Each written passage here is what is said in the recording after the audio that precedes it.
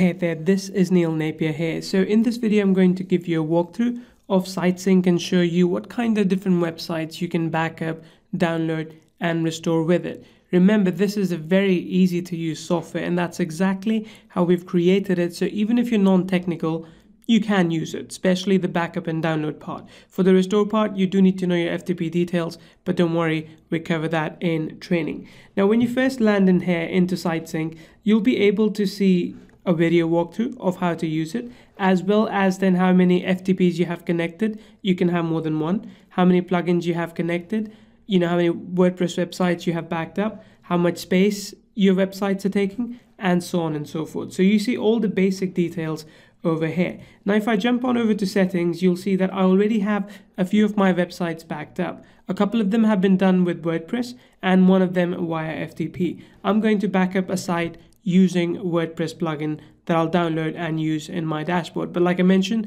because this is cloud-based, all the data goes straight to the cloud, as well as then you are able to download and back up other kinds of websites as well. So then let's go ahead and add a new site here. I'm going to use the WordPress plugin method. This is the hash key that you need. You can download and install the plugin. So I'm just going to download the plugin here. And this is the hash key you need to use. So let me pause the video and jump on over to my WordPress website. Okay, so this is the WordPress website. Now what I need to do is I need to go ahead and upload the plugin in here. So I'll go into add new, and then I'll go ahead and upload the plugin from my computer. So let's go ahead and find that.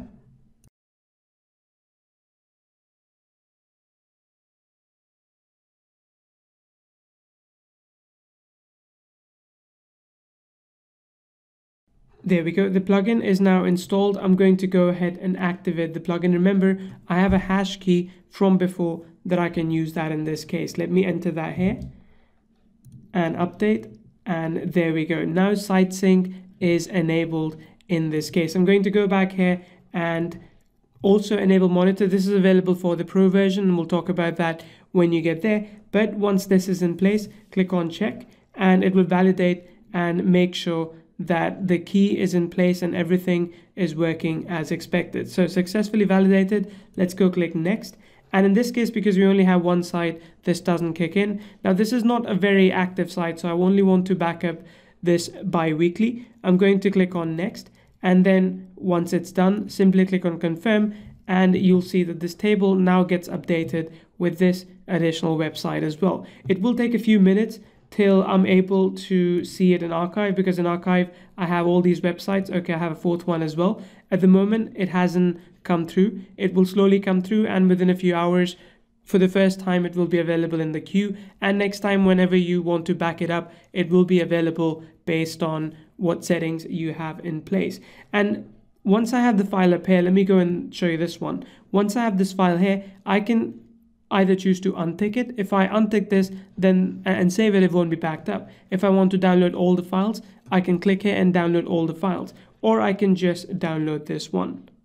Now, about storage itself, let's talk about that. So you have a few different options for storage. When you're trying to store it, for me, I have set up Sync Manage as the primary storage location, but you can also link it up to your Google Drive, Amazon S3, Dropbox, and OneDrive. We recommend using only one place all the time so that all your sites are sitting in one place itself. Now let's jump into the restore part of this platform, and let me show you how you can restore your websites as well. So within this, you have a couple of methods to restore your website. One is restoring them to the same FTP. So if your website goes down and if you want to restore it back up, this would be the way to go. Alternatively, you can also restore, or rather clone, websites to a different FTP. And this is great because if you have, let's say, an affiliate website that you want to clone in different places, if you have a blog network that you want to clone in different places, this would be the fastest way to do that. So now let's go ahead and restore the viral storage website into, in this case, let's pick another FTP because we don't need to restore it back into the same one.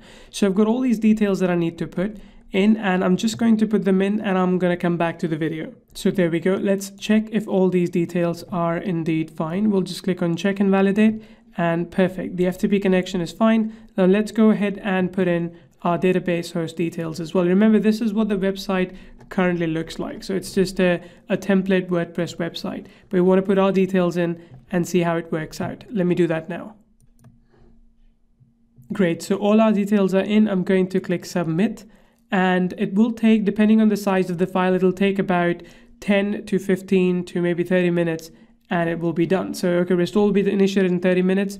It's gone into a queue, and we're going to wait till the site comes back online. And of course, if you sometime are in a rush and need the restore done immediately, you can contact us via support and we can see what we can do. But now it's in a queue. This is the maximum time it'll take, and we'll get back to when the site is up and running. And so there we go. This is the site now that we have restored, and it's already in place. This is exact copy of Viral Stores as we expected. So the process works. It's easy to do, very, very easy and straightforward to manage as well. This is all you need to do when you are restoring your websites with SiteSync.